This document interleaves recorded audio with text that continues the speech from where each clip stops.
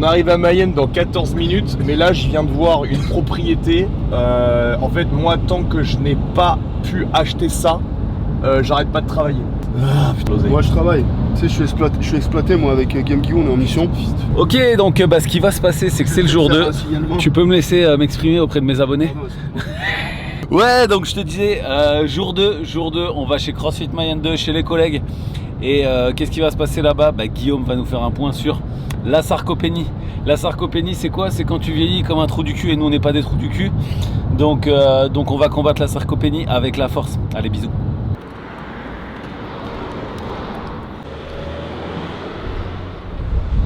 Waouh, incroyable. Ça fait peur? Ouais, je n'ai pas entendu arriver. Comment elles vont? Ça va? Ça va bien? Ouais. Il n'y avait rien avant. Donc, Ok. du coup, tout a été fait pour la salle. Et donc voilà, 400 mètres carrés à peu près. Ouais. Puis voilà. Tu vois, 400 mètres avec la hauteur, mec. Bah ouais, ça change tout. Tu respires? Rien à voir. Tu respires. C'est abusé. Très belle bâche. Ouais, elle est pas mal. Clairement, on a tellement galéré à la mettre. On était là avec un bout de balai brosse sur une échelle qui était elle-même sur Vous une l'avez collé? décote. Ça va, la forme? Très bien, merci. Et bonjour. Bonjour, Valentin, enchanté. Enchanté, Yannick. Ça va? Donc voilà, petit billard. Incroyable. C'est beau, hein? Putain que c'est beau. La poubelle là-bas. Elle est sortie pour me balayer, j'ai dit bon. Bonjour Guillaume, enchanté. L'objectif, c'est de vous parler un petit peu de l'intérêt de l'entraînement dans la prévention du vieillissement, la prévention de la sarcopénie, l'intérêt de la masse musculaire, en quoi votre entraînement peut énormément influencer ça. C'est d'ailleurs, avec l'alimentation, la chose qui va le plus l'influencer. Je pense que on est beaucoup de coachs de France au départ à s'être tournés vers la discipline du CrossFit dans cet objectif-là au départ, c'est-à-dire une méthode de préparation physique généralisée qui permettait à la population de vieillir le moins mal possible. On a eu du succès puisqu'on est monté de 0 à 900 salles à une période. Mais force est de constater qu'on est aussi encore en échec, vu que la santé de la population ne fait que se dégrader à une vitesse vertigineuse.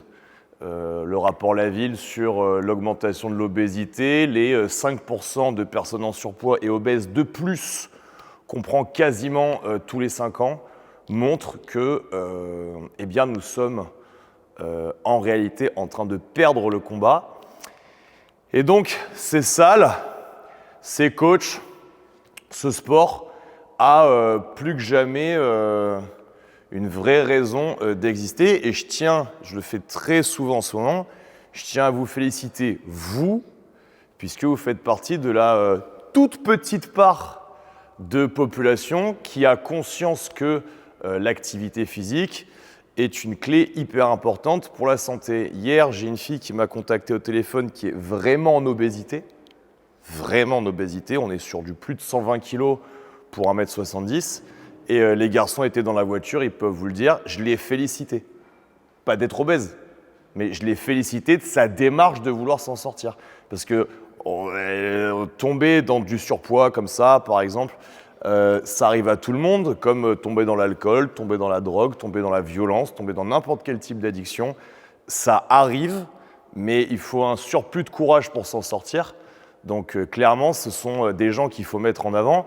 Et pour ceux qui nous suivent sur les réseaux sociaux, vous avez vu qu'actuellement, le service public met beaucoup plus Marianne James en avant pour la féliciter d'être obèse, à quel point c'est super positif d'avoir des chevilles de warrior, que mettre en avant des gens qui sont sortis de l'obésité. Et le problème, c'est qu'il y en a. La sarcopénie, c'est un phénomène qu'on va retrouver. Alors, il y a des experts d'Internet qui vont vous expliquer qu'on est dans la sarcopénie, en fait, dès 25 ans. Il y en a qui vont vous dire dès 20 ans, il y en a qui vont vous dire dès 30 ans. En fait, on s'en fiche complètement. L'important, c'est de comprendre le principe. Vous avez un corps qui est un système antifragile. Quelle est la particularité d'un système antifragile ? C'est qu'il évolue de façon positive quand on lui met des contraintes. Donc, je nais avec des capacités physiques. Si je les stimule, elles se développent. Si je ne les stimule pas, je les perds. À partir de ce moment-là, toute personne qui vous explique qu'elle ne fait pas de sport parce qu'elle n'aime pas le sport, il faut bien comprendre un truc, c'est que dans la vie, il y a des choses où on a le choix. Par exemple, manger des brocolis. Si on n'aime pas les brocolis, on a le choix de ne pas en manger. D'accord ? En termes de choix d'emploi, on peut choisir sa vie professionnelle en fonction de ses objectifs de vie. Par contre, il y a des choses qui sont mathématiques, c'est-à-dire que vous ne pouvez pas décider à quelle heure le soleil se couche. Ce n'est pas vous qui décidez, vous comprenez ? Ce n'est pas vous qui décidez si vous avez besoin de dormir ou pas. D'accord ? Ce n'est pas vous qui décidez si votre corps il peut arrêter une voiture lancée à 80 km/h. Vous comprenez ? Ça, c'est des choses qui sont factuelles. C'est la dureté de la réalité, ça s'appelle. Et le corps humain fonctionne avec cette dureté de la réalité. Vous avez un système cardiovasculaire respiratoire, vous ne le stimulez pas, vous perdez des capacités cardiovasculaires respiratoires. C'est simple. Vous ne stimulez pas, vous n'agressez pas vos os. Il y a 3 manières de faire la densité osseuse. C'est la vitamine D, l'absorption de calcium et les chocs. Pas de choc, pas de densité osseuse. C'est simple. Les nouveaux plans de prévention de l'ostéoporose, c'est à base de course à pied. Ce qui peut paraître complètement bizarre, puisqu'on se dit, les gens ils ont de l'ostéoporose, il ne faut pas qu'ils courent. Non, en fait, on s'est aperçu que les gens font de l'ostéoporose parce qu'en fait, à partir de 30 ans, il y a 99% des adultes qui ne vont plus jamais sprinter, qui ne vont plus jamais sauter sur quelque chose. Pour ceux qui coachent ici, vous avez vu le nombre de personnes aux alentours des 45 ans qui arrivent complètement sédentaires, qui ne peuvent pas sauter sur 2 plates de vin. Donc, qu'est-ce que c'est l'ostéoporose ? C'est d'abord la maladie des gens qui ne stressent pas leur système squelettique. Dès qu'on les remet un petit peu à courir, sauter sur des petites plateformes, eh bien, on arrive à prévenir l'ostéoporose. D'accord ? Donc, la sarcopénie rentre dans ce concept-là. J'ai écouté tout à l'heure dans la voiture un spécialiste qui disait « Le problème de la sarcopénie, c'est que dans les pays occidentaux, on considère que c'est une maladie pour les gens qui ont plus de 65 ans. » Et en fait, ça cloisonne les trucs. C'est-à-dire que, par exemple, pour les hommes, vous savez, à partir de 45 ou 50 ans, je ne sais plus, on vous demande de faire un dépistage du cancer du côlon. Donc en fait, vous pouvez avoir un cancer du côlon à 30 ans, mais comme on vous dit qu'il faut commencer à le dépister à partir de 50, si vous avez un problème à ce niveau-là, vous n'allez pas du tout penser que ça vient de là, parce que vous n'avez pas 50 ans, vous comprenez ? Prendre la sarcopénie à partir de 65 ans, j'ai un scoop pour vous, à mon sens, c'est trop tard. C'est trop tard parce que, avec l'âge, nos capacités d'évolution vont diminuer. Et si on est resté sédentaire ou très peu actif jusqu'à 65 ans, le réveil à 65 ans, il va faire très très mal parce que la capacité du corps humain, from scratch, à refaire du tissu neurologique et à refaire du système musculo-squelettique, c'est quasiment néant, vous comprenez ? Donc, il vaut beaucoup mieux commencer à prendre en compte ça jeune, comprendre pourquoi c'est important, et ensuite maintenir ça à travers les années. On s'aperçoit que l'hypertrophie, c'est vachement bien entre quelqu'un qui fait rien et quelqu'un qui fait du 4x12. Et il y en a un qui contracte ses muscles et il y en a un qui ne les contracte pas. Donc bien évidemment que la perte de masse musculaire va être moins importante. Mais aujourd'hui, avec ce qu'on sait, les méthodes d'entraînement qu'on a, on s'est aperçu que ce qui permettait aux gens de conserver le plus de masse musculaire, c'est pas du tout ça, c'est le travail de la force. Et je vais vous expliquer pourquoi. Si je prends cette kettlebell de 8 kg, à chaque fois que je fais un biceps curl, si je prends l'exemple du curl, je stimule très peu de fibres musculaires. C'est pour ça que je peux faire cet exercice un grand nombre de fois. Mais à chaque contraction, j'ai très très peu de recrutement musculaire. Donc j'ai mon influx nerveux qui n'est pas du tout développé. Et avec le vieillissement, il va se passer un truc très simple. Ce qui va faire que je vais perdre de la masse musculaire, c'est d'abord que moi, je vais perdre de la capacité à envoyer de gros influx. C'est ce qu'on appelle le vieillissement cognitif. Le meilleur exemple des problèmes cognitifs, c'est le Covid. Donc en fait, on part du principe que la sarcopénie, c'est d'abord un problème de perte de masse musculaire. Donc moi, je vais sur Internet, je prends un programme de prise de masse musculaire et je bosse. Sauf qu'en fait, ce n'est pas du tout ça le problème. C'est-à-dire que si je fais que du 4x12, je vais avoir un influx nerveux stimulé très léger. Et c'est sûr qu'entre rien et très léger, le très léger, c'est mieux. On est bien d'accord. Mais aujourd'hui, on s'est aperçu que la méthode qui prévenait le plus la sarcopénie, c'est le travail lourd. Alors, je ne suis pas en train de dire qu'à la maison de retraite, des gens avec un niveau de fitness 0, il faut leur mettre 2 fois leur poids de corps en squat complet. Ce n'est pas du tout mon propos.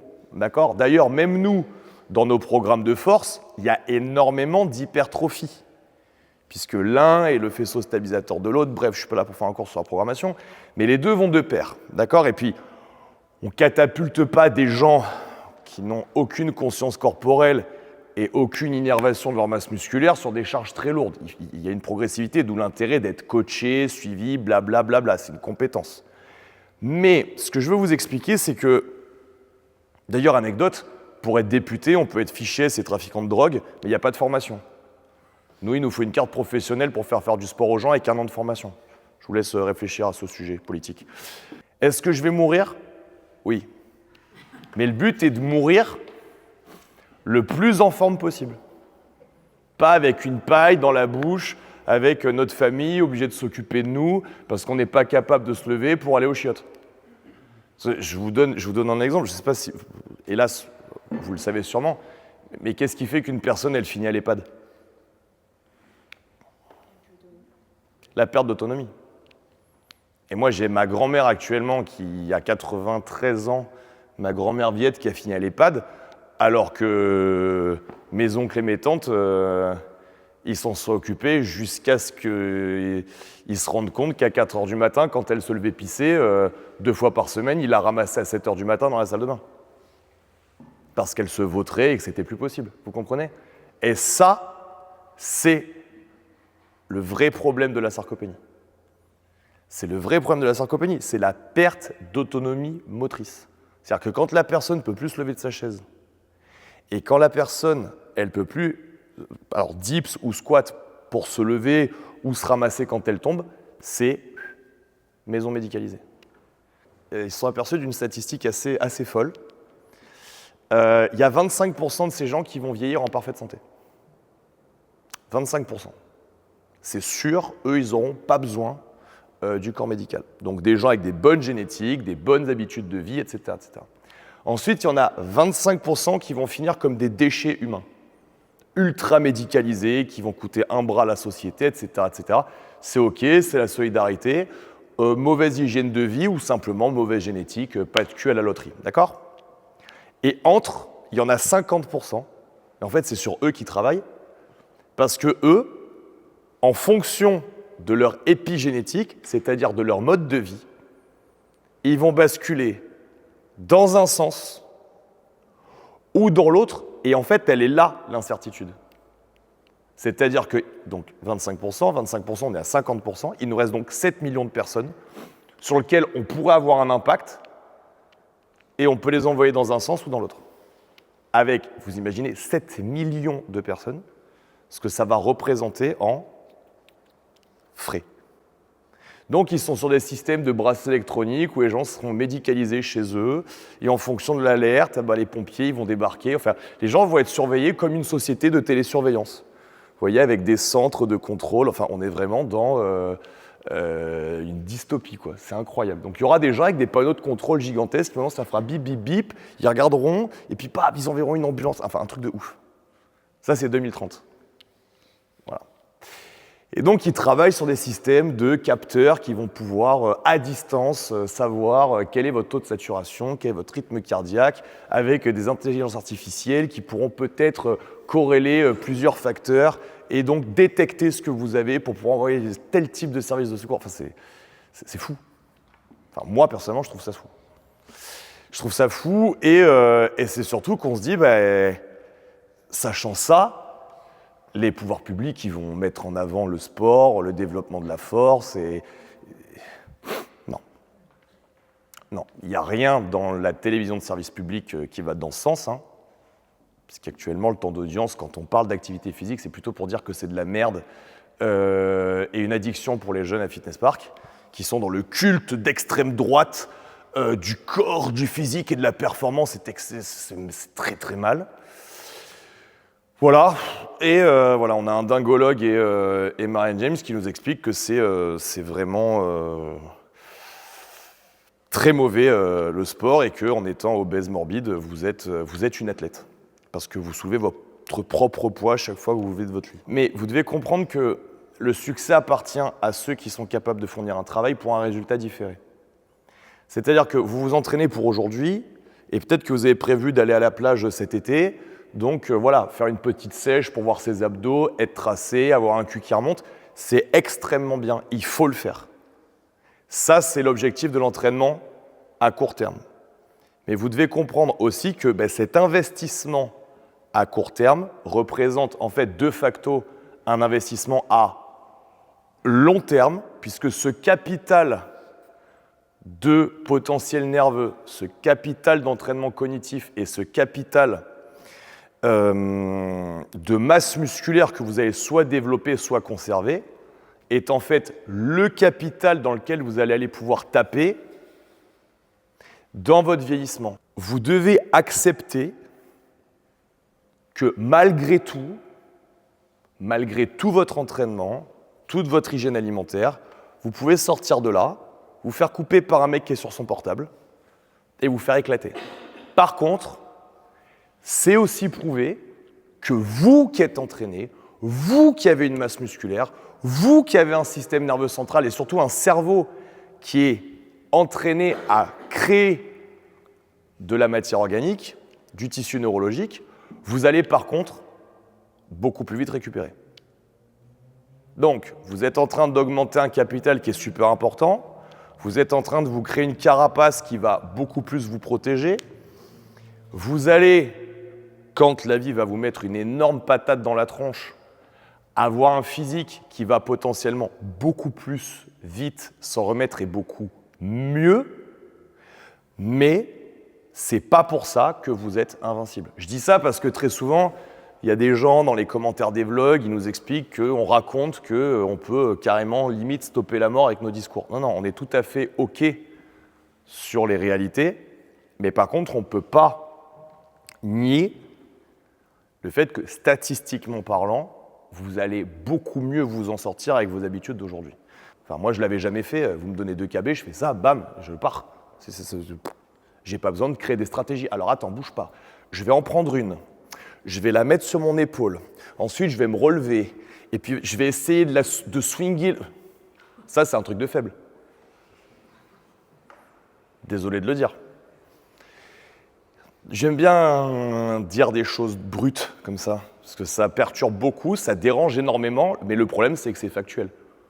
Ne se pose des questions de technique que les gens faibles. On a le problème en gymnastique. La technique en gymnastique, en crossfit, ça n'intéresse que les gens faibles. Parce qu'en fait, si vous êtes assez fort, vous n'avez pas besoin de technique pour faire des tractions. Vous prenez la barre et vous faites des tractions. Si vous êtes assez fort, vous n'avez pas besoin de technique pour faire des HSPU. Vous vous mettez au mur et vous poussez, vous faites des HSPU.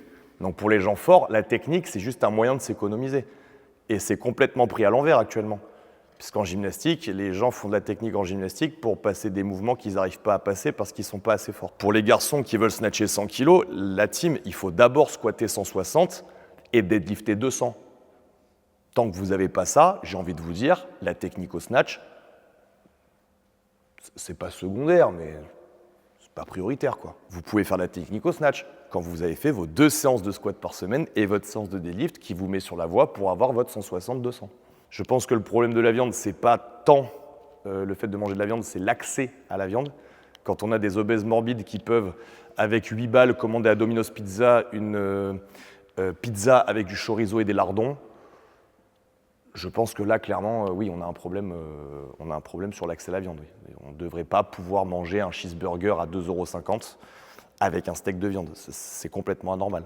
C'est le côté industriel opulent qui pose problème. Rien que le fait que vous fassiez du sport 2-3 fois par semaine, vous êtes déjà des super combattants de l'anti-médiocrité. Je vous invite vraiment à continuer, d'accord ? Et au passage, en faisant ça, sans forcément faire du prosélytisme, vous ne savez pas le nombre de gens que vous influencez autour de vous. Donc, il y a des gens que vous influencerez en ne sachant jamais que vous l'avez fait. Donc, il faut que vous continuez. Le monde a besoin de vous. D'accord ? Merci à tous. Merci à tous.